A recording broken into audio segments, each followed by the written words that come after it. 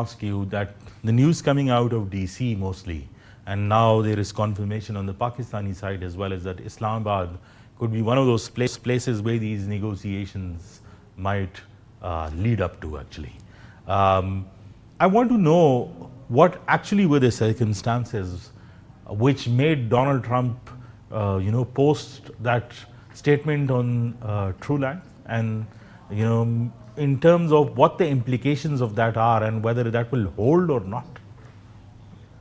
Well, I think the reason Donald Trump indicated that he's looking for a diplomatic off-ramp is because there's a lot of economic pain that's being felt, and they don't have a clear end state. I mean, the Israelis definitely want to see some kind of regime change, but for the United States, the end state of this conflict was always left undefined, and I think there was a bit of naivete within the administration that this would be an easy operation or that there might be some kind of uprising inside Iran, and that hasn't come to fruition. So now I do think they're looking for an off-ramp because the Iranians have been able to inflict real economic pain in the Gulf and in the United States.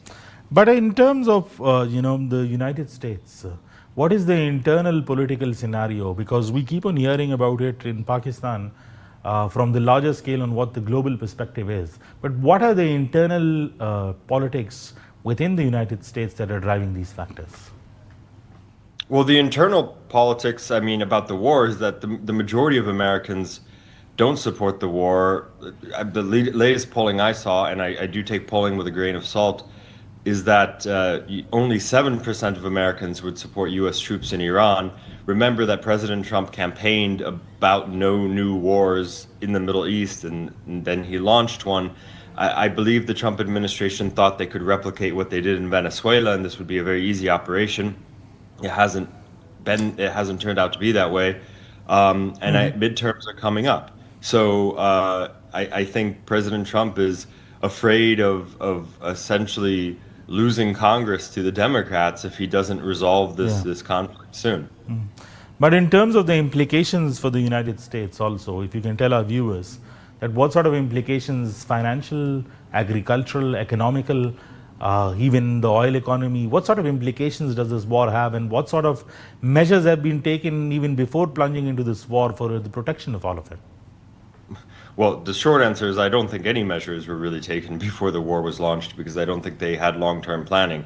In terms of the kind of implications that Americans feel, I mean, I personally felt it a couple days ago when I went to go fill petrol in my car. Gas prices have gone up. The other implications, life in the United States has remained normal, but I think there's intense pressure on the Trump administration from his Gulf partners because the implications there are far more extreme.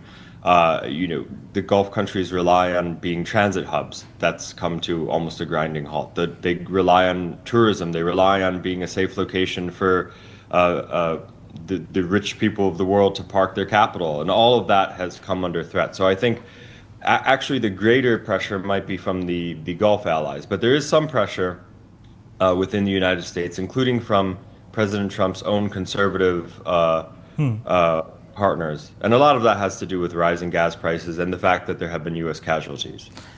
I agree with that in terms of, but when you look at Donald Trump's ascension into the office, he said that we would end foreign wars, and there were several economic measures that he had promised. How do you see that the internal dynamics with this voting that will take place? How would this war affect it? And do you think that the analyses and the polls so far, do they favor Donald Trump? From what we're hearing, it's not so easy. No, the polling isn't favoring Donald Trump, although, again, I always take polling in the United States with a bit of a grain of salt. I mean, people will vote based on the economy, but they also vote based on culture wars, and it's going to depend how voters view the candidates that the Democrats are putting forward in the midterms. If I was a betting man, I would say that Congress does swing in favor of the Democrats during the midterms, but we just don't know. This war is not popular in the United States. A lot of people have pointed out that there haven't been anti-war protests. That's true. I think Americans are burned out, and I think Americans, we're not actually a huge protest society, at least contemporary America. There have been some major protest movements in the last, 6 or 7 years, such as the Black Lives Matter protests. But in general, Americans don't take to the streets over foreign policy issues. Gaza was an exception, actually, in terms of the student protests that occurred across at universities across the United States. But in general, there aren't large protests related to foreign policy. That doesn't mean that Americans support this war in Iran. Overwhelmingly, they don't. So, in terms of the economic forefront that we see and that's been debated, do you think that the United States requires an exit more than Iran? Because Iran has actually made it very clear that they don't want a unilateral. And the US started the war, and it was not that them started it and they'll be the one who'll end it. Do you think that's just rhetoric, and behind the doors they're also serious in ending this war? Well, they should be serious in ending the war because they're dealing with a very unpredictable administration. And I think the Iranians made some mistakes. Although I put the onus of the diplomatic failure on the Trump administration because they literally blew up diplomacy twice. But I think the Iranians made some mistakes in the months leading up to this latest round of strikes, in which they were taking a much more maximalist position than perhaps they should have. And I think they had time with the Trump administration, and they simply didn't think that the Trump administration would assassinate the supreme leader. So or do something of that gravity. And so I think they should come to the table. But I think the difference is that, first of all, the Iranian regime is not accountable to elections in the same way that the Trump administration is.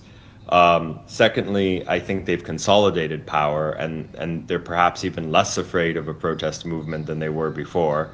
The Iranian people haven't overthrown the regime, and that's just a fact. It doesn't mean that they support it, but they haven't overthrown it. And then, lastly, I think the Iranians view preventing this from happening again as in their vital interest. And so they're not going to agree to something unless they feel very confident that the Trump administration won't come back and launch a war 6 months later, because they might not be able to survive this twice. Whereas the Trump administration, especially President Trump himself, I think, he's had his fun and now he wants to make this go away. But the perception overall is that the war was initially fought under the impression that the Israelis were pressuring the United States. How much value does this hold, and is it actually the impression true?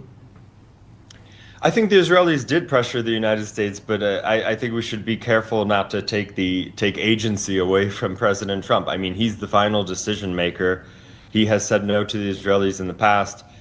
He could have said no. He can say no again. I do think the Israelis pressured the Trump administration, but I also think President Trump himself had a certain ego and hubris in which, very recently he had essentially kidnapped Maduro from Venezuela, and Delcy Rodriguez had become the new head of state and was essentially a yes woman to the United States and was willing to agree to anything the United States said. And I think that made him a bit arrogant, and he thought he could repeat that in Iran. But Iran is a far more complicated country, and the regime is far more robust than the Chavistas in Venezuela. And I think some of this just had to do with a impulsive decision on the part of the Trump administration, and they thought this would